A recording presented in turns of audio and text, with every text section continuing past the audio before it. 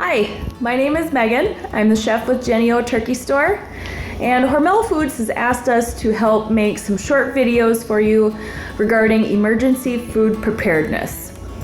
Now, when I first heard about this project, the first thing that popped into my mind as something useful would be how to stretch your groceries farther. So I'm going to show you a quick recipe today that you can actually take the ingredients from and turn into multiple meals for your family. So first things first, I sprayed down my pan with some nonstick cooking spray.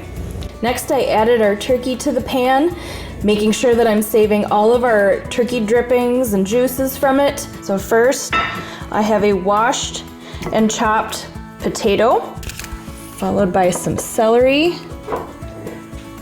Next, we're gonna do some carrots, some white onion. Our last vegetable, we're gonna do some green pepper. Now, you don't have to do these exact ingredients. Utilize what you have in your pantry. Now to flavor it, I've got some minced garlic. And once we get this in the pan, it doesn't need to be pretty. It can kind of be wherever. Once it sits in the oven for a little bit, then we're gonna take it and give it a stir just to make sure that everything is blending together. We've got some butter. You can also use olive oil. And then we're gonna finish it off with some salt and pepper. So now I have all of my ingredients in my pan and ready to go in the oven. I've preheated my oven to 375 degrees. So we're gonna put this in and we're just gonna let it go until those veggies and those potatoes are really nice and tender. The turkey is fully cooked, so we just need to get that heated through. So as you can see, our turkey thigh roast with veggies is all done and out of the oven and looks amazing. Your family is sure to love this, even the pickiest of eaters.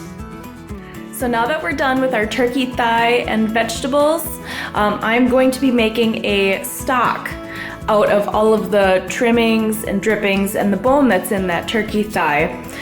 So what we're gonna do is we're gonna boil that on the stove for a little while just to get the flavor to come out. Now, you can use it right away for a soup or whatever recipe you want, or you can put it in some containers and freeze it until you're ready for it. It's totally up to you, but I'm gonna show you how to do it. So as you can see here, we've got all of our ingredients for our soup.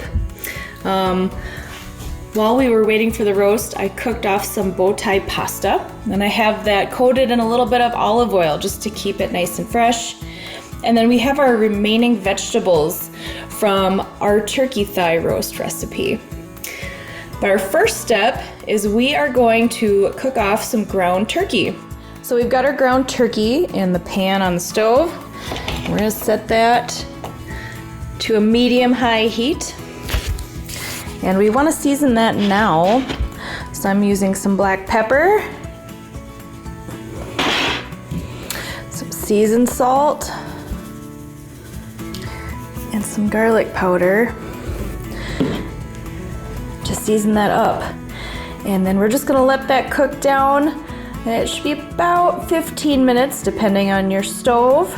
And always make sure you've got your meat thermometer and that your turkey reaches 165 degrees. Okay, to make stock, I took the bones out of that turkey thigh and some pan drippings, and there's a little bit of the carrots and potatoes and celery and the vegetables in there too, just to add a little flavor. So we've got some water, and you can add as little or as much as you would like, but I turned the heat on to about medium, and we're just gonna let that sit and simmer. So now our broth has simmered for about an hour, so we're going to drain that and put it back in our stock pot to make soup.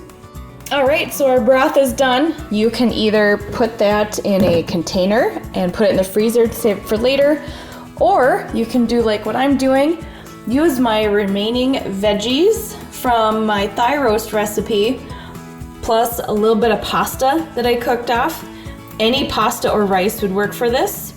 And then our ground turkey that we cooked off. So I've got my soup on the stove. I'm gonna let this simmer for just a couple minutes. And then I'm gonna take a little sip of it and see if it needs any salt, pepper, or other flavoring. I'll adjust it from there, and then I will probably let it simmer for about 10 to 15 minutes after that, and then remove it from the oven. Well, thanks for watching. Stay safe and have fun cooking at home.